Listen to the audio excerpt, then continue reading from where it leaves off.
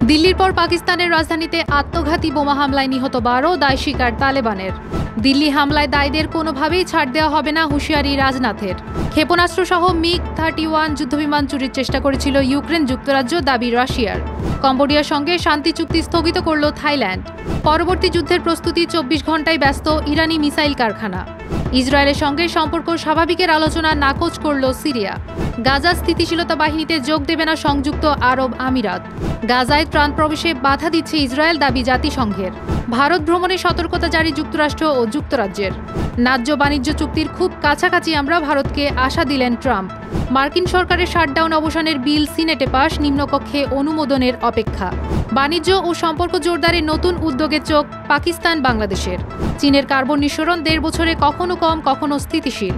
সংবাদ মাধ্যম বিবিসিকে $1 বিলিয়ন মামলার হুমকি ট্রাম্পের।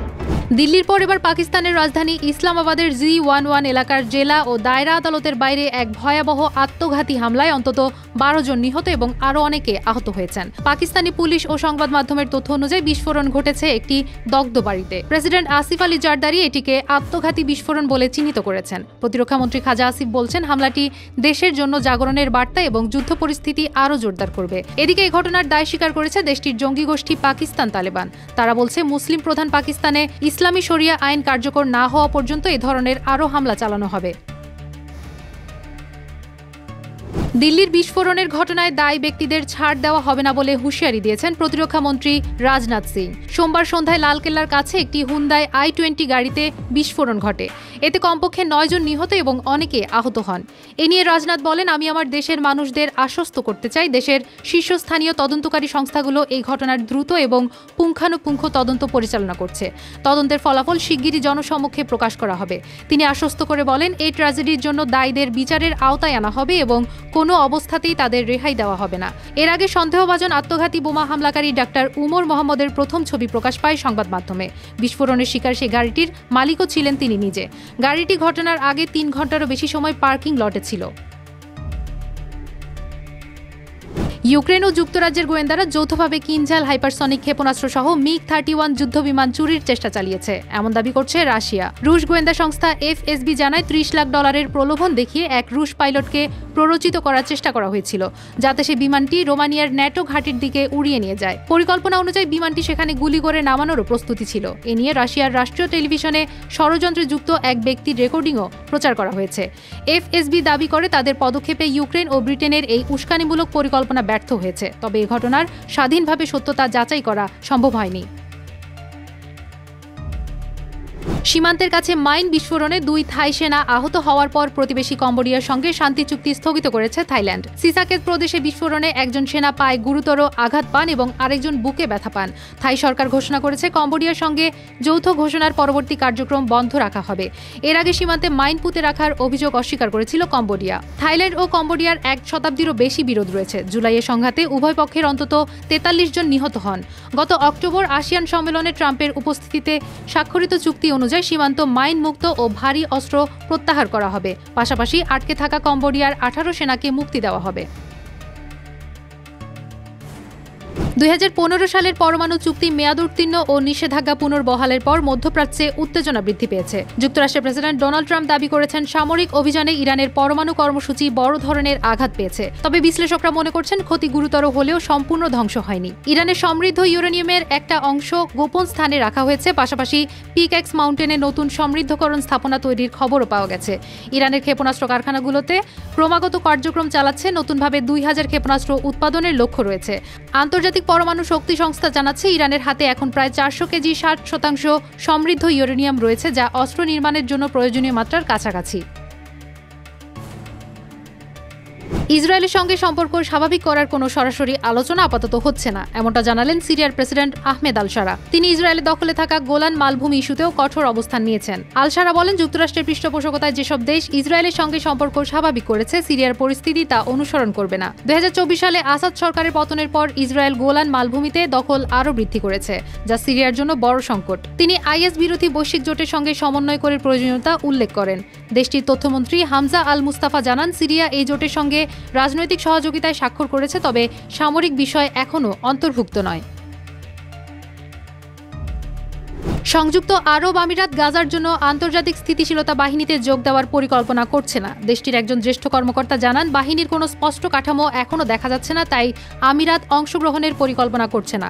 মার্কিন সমন্বিত এই বাহিনীতে মিশর, কাতার ও তুরস্কের সৈন্যদের অন্তর্ভুক্ত করার সম্ভাবনা রয়েছে। গত সপ্তাহে মার্কিন প্রেসিডেন্ট ডোনাল্ড ট্রাম্প জানান, বাহিনী খুব শীঘ্রই গাজায় মোতায়েন করা হবে, যেখানে 2 বছরের সংঘর্ষের পর ভঙ্গুর যুদ্ধবিরতি রয়েছে। 2020 সালে ট্রাম্পের প্রথম মেয়াদে স্বাক্ষরিত আব্রাহাম চুক্তির পর তেল সমৃদ্ধ সংযুক্ত আরব আমিরাত ইসরায়েলের সঙ্গে আনুষ্ঠানিক সম্পর্ক স্থাপনকারী দেশগুলোর মধ্যে অন্যতম, যা তাকে মধ্যপ্রাচ্যের স্থিতিশীলতায় গুরুত্বপূর্ণ ভূমিকা দিতে সক্ষম করছে। যুদ্ধবিরতি কার্যকর হওয়ার 1 মাস পেরিয়ে গেলেও গাজায় মানবিক সহায়তা পৌঁছাতে ইসরায়েল বাধা দিচ্ছে বলে জানালো জাতিসংঘ। সংস্থাটির মুখপাত্র ফারহান হক বলেন, সীমিত প্রবেশপথ, নিষেধাজ্ঞা ও প্রশাসনিক জটিলতা ত্রাণ কার্যক্রমকে ব্যাহত করছে। গত সপ্তাহে ত্রাণ পাঠানোর 8টি প্রচেষ্টা চালানো হলেও তার মধ্যে কেবল 2টি ক্ষেত্রে সম্পূর্ণভাবে অনুমোদন দেয় ইসরায়েল। বাকি 4টি পথে বাধাগ্রস্ত হয়। এর একটির ক্ষেত্রে অনুমতি পেতে দলটিকে 10 ঘন্টা অপেক্ষা করতে হয়েছিল। জাতিসংঘ জানায়, ইসরায়েলের সহযোগিতা না থাকায় সহায়তা কার্যক্রম বাধাগ্রস্ত হচ্ছে, যদিও তারা সমন্বয়ের চেষ্টা চালিয়ে যাচ্ছে। দিল্লির লালকেল্লা মেট্রো স্টেশনের কাছে শক্তিশালী বিস্ফোরণের পর ভারতে ভ্রমণ সতর্কতা জারি করেছে যুক্তরাষ্ট্র ও যুক্তরাজ্য। সোমবার সন্ধ্যায় ঐতিহাসিক লালকেল্লার কাছে একটি গাড়িতে বিস্ফোরণ ঘটে। এতে কমপক্ষে 9 জন নিহত এবং অনেকে আহত হয়েছেন। মার্কিন দূতাবাস তাদের নাগরিকদের সতর্ক করেছে লালকেল্লা ও চাঁদনি চকের আশেপাশের এলাকা এড়াতে, জনসমাগম থেকে দূরে থাকতে এবং স্থানীয় মিডিয়ার আপডেট পর্যবেক্ষণ করতে। মার্কিন পররাষ্ট্র দপ্তর শোক প্রকাশ করেছে এবং আহতদের দ্রুত আরোগ্য কামনা করেছে। যুক্তরাজ্য ভারতের নির্দিষ্ট অঞ্চলে ভ্রমণ থেকে বিরত থাকার পরামর্শ দিয়েছে, বিশেষ করে ভারত পাকিস্তান সীমান্তের 10 কিলোমিটার এবং জম্মু কাশ্মীরের কেন্দ্রশাসিত এলাকায়। যুক্তরাষ্ট্রের প্রেসিডেন্ট ডোনাল্ড ট্রাম্প ভারতকে আশ্বস্ত করেছেন যে দেশটির সঙ্গে একটি ন্যায্য বাণিজ্য চুক্তি খুব শিগগিরই হতে পারে। ট্রাম্প বলেন, আমরা ভারতের সঙ্গে একটি চুক্তি করছি যা আগেরগুলোর চেয়ে অনেক ভিন্ন এবং খুব কাছে পৌঁছে গিয়েছে। এই চুক্তি বাস্তবায়িত হলে 2 দেশের অর্থনৈতিক ও নিরাপত্তা সম্পর্ক আরও শক্তিশালী হবে, যুক্তরাষ্ট্রের জ্বালানি রপ্তানি বাড়বে এবং গুরুত্বপূর্ণ মার্কিন খাতে বিনিয়োগের সুযোগ তৈরি হবে। পাশাপাশি ভারত থেকে আমদানি করা পণ্যের উপর অ্যাড ভ্যালোরেম ডিউটি আরোপ করা প্রয়োজন বলেও উল্লেখ করেন মার্কিন প্রেসিডেন্ট। যুক্তরাষ্ট্রের ইতিহাসে দীর্ঘতম সরকারি শাটডাউনের অবসান ঘটাতে সিনেটররা চুক্তিতে পৌঁছেছেন। 40 দিন ধরে চলমান অচলাবস্থা শেষ করার জন্য ডেমোক্রেট ও রিপাবলিকান সিনেটরদের মধ্যে সম্প্রতি সমঝোতা বৈঠক অনুষ্ঠিত হয়। চুক্তি কার্যকর হওয়ার আগে প্রতিনিধি পরিষদের অনুমোদন প্রয়োজন।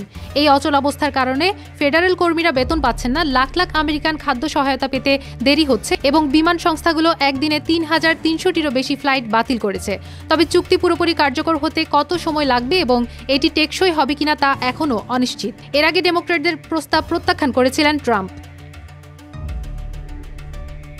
দ্বিপাক্ষিক সম্পর্ক জোরদারের নতুন পরিকল্পনা করছে বাংলাদেশ ও পাকিস্তান। এরই অংশ হিসেবে পরস্পরের সঙ্গে সরাসরি বিমান যোগাযোগ ও বাণিজ্যিক সম্পর্ক জোরদারে 5th ফ্রিডম ফ্লাইট ব্যবস্থার আওতায় নতুন উদ্যোগ নিতে পারে উভয় দেশ। এ ব্যবস্থায় তৃতীয় কোনো দেশের এয়ারলাইন্স 2 দেশের মধ্যে ফ্লাইট পরিচালনা করতে পারবে, যা যাত্রী ও কার্গো পরিবহন সহজ করবে। 2 দেশের প্রতিনিধি মনে করছেন এটি বাণিজ্য, বিনিয়োগ ও কূটনৈতিক সম্পর্ক বাড়াতে সহায়ক হবে। কৃষিপণ্য, মাছ ও শিল্পপণ্যের বাণিজ্য সম্প্রসারণ সম্ভব এই উদ্যোগের মাধ্যমে, যার ফলে সমুদ্রপথ ও বন্দরের সমন্বয়ে ব্যবসার নতুন গতি আনতে পারে। নতুন প্রজন্মকে ইতিহাসের ভার ঝেড়ে এগিয়ে যাওয়ার দিকে উৎসাহ দেওয়া হচ্ছে এই উদ্যোগের মাধ্যমে।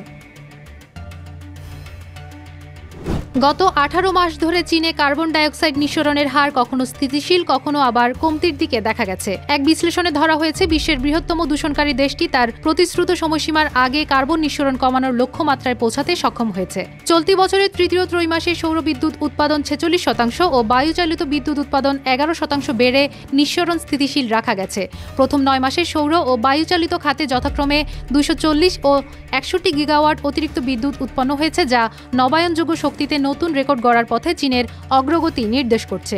বিশেষ করে যাতায়াত, সিমেন্ট ও ইস্পাত শিল্পে নিঃসরণের হ্রাস স্থিতিশীলতার মূল কারণ। চীনের লক্ষ্য 2030 সালে কার্বন কমানো শুরু এবং 2026 সালে নিট কার্বন নিরপেক্ষতা অর্জন। ব্রিটিশ সংবাদ মাধ্যম বিবিসির বিরুদ্ধে $100 কোটি ক্ষতিপূরণ মামলা করার হুমকি দিয়েছেন মার্কিন প্রেসিডেন্ট ডোনাল্ড ট্রাম্প। বিবিসিকে পাঠানো চিঠিতে তার আইনি দল 14 নভেম্বর পর্যন্ত প্যানোরামা তথ্যচিত্রে থাকা মিথ্যা ও মানহানিকর বক্তব্য পূর্ণ ও ন্যায্যভাবে প্রত্যাহার করার নির্দেশ দিয়েছে। অন্যথায় ট্রাম্প ফ্লোরিডা রাজ্যে $1 বিলিয়ন মামলা দায়ের করবেন। তথ্যচিত্রে 2021 সালের 6 জানুয়ারি ক্যাপিটল হিলে হামলার সময় ট্রাম্পের বক্তব্য এমনভাবে সম্পাদনা করা হয়েছে যে মনে হয় তিনি সমর্থকদের উৎসাহিত করেছিলেন। বিতর্কের প্রেক্ষিতে বিবিসির 2 জন শীর্ষ কর্মকর্তা পদত্যাগ করেছেন, তবে মিডিয়ার পক্ষ থেকে এখনও কোনো মন্তব্য পাওয়া যায়নি।